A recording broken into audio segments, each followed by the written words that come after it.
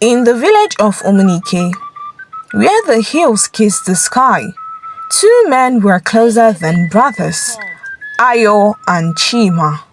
They had grown up together.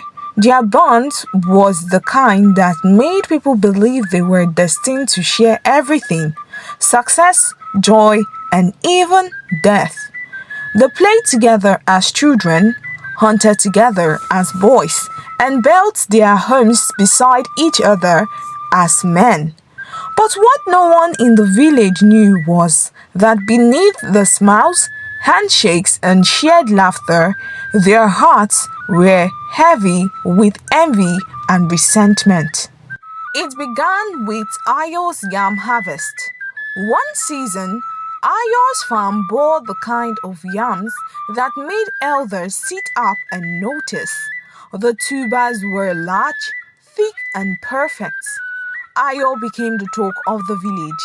Women praised his hard work, men admired his dedication. Even the chief gave him a nod of approval.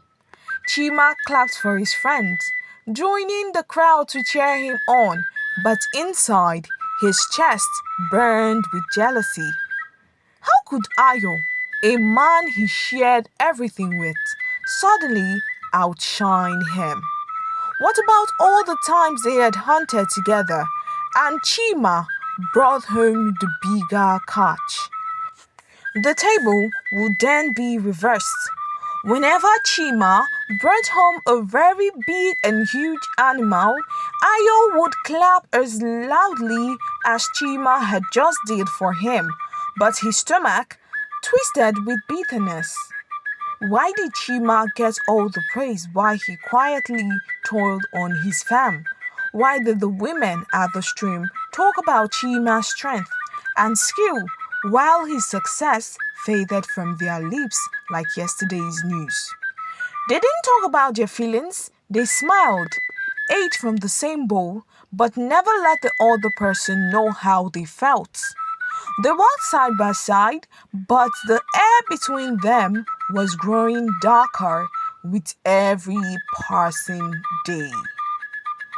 One humid night, when the moon hung low and red in the sky, Chima couldn't take it anymore. He went to a man named Babatunde, the most feared witch doctor in the region. Babatunde lived in a small hut deep in the forest, surrounded by charms, bones, and jars filled with strange powders and liquids.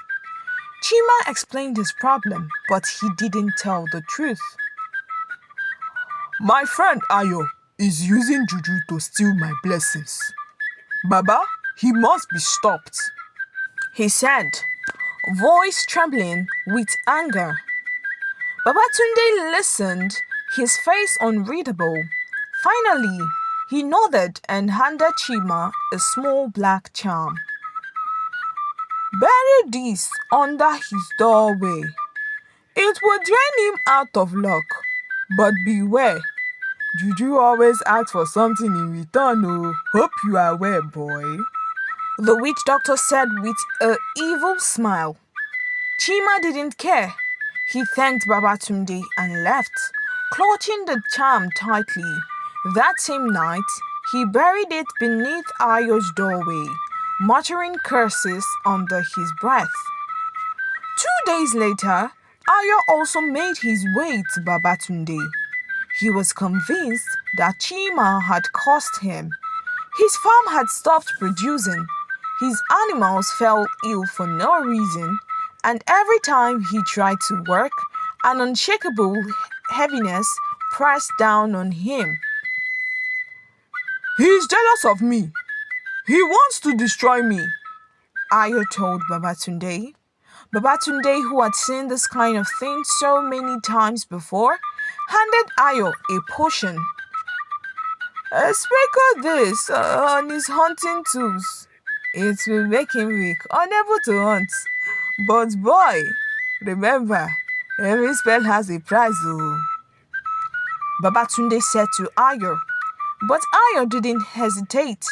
He took the potion and left, pouring it over Chima's weapon that same night. At first, both men thought their plans were working. Ayo woke up feeling stronger, lighter. Chima's hunt began to fail. He came home empty handed, looking frustrated and tired. Chima noticed Ayo's crops seemed to be withering, and he took a sick satisfaction in it. But soon, strange things started to happen. Chima began having nightmares. Every night, he saw Ayo standing at the edge of his bed, his face twisted into a hideous grin. The dreams were so real that Chima often woke up screaming. Meanwhile, Ayo found himself unable to sleep. He would wake up in the middle of the night, drenched in sweat, feeling as though invisible hands were choking him. Objects in their homes began to move on their own. Pots boiled without fire. Shadows danced on the walls, even when there was no light. The villagers started to whisper about the two friends. Have you noticed how strange they have been acting? Maybe they anger the spirits. Or maybe they are using juju on each other. One night, when the torment became unbearable, Chima decided to return to Babatunde. He needed something stronger, something to end Ayo once and for all. What he didn't know was that Ayo had made the same decision. Chima arrived first, sitting in the dark hut and explaining his plight. Babatunde listened, nodded, and prepared a new charm. But before Chima could leave, the door opened and Ayo walked in. For a moment, they just stared at each other, the truth naked and undeniable. You? Ayo whispered. You? Chima spat back. Babatunde sighed. You both came here for the same reason. You poisoned your friendship long ago. And now you have poisoned yourself, boys. There is no cure for the hatred in your heart, sir. But before either man could respond, Babatunde began chanting in a low, guttural voice. The room grew cold. The flames in the lanterns flickered and died.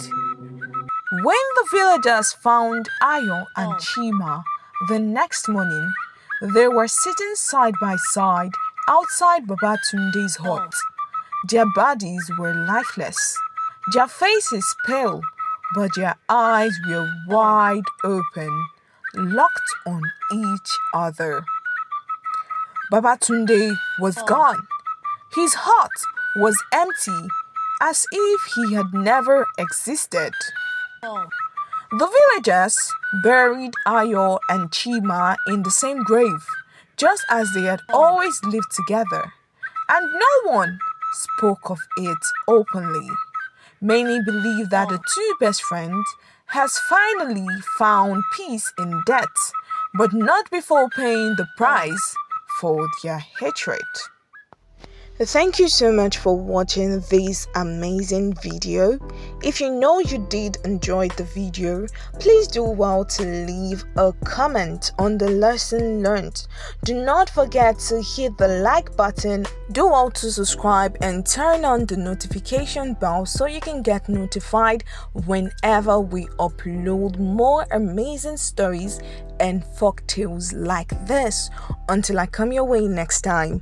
Bye bye.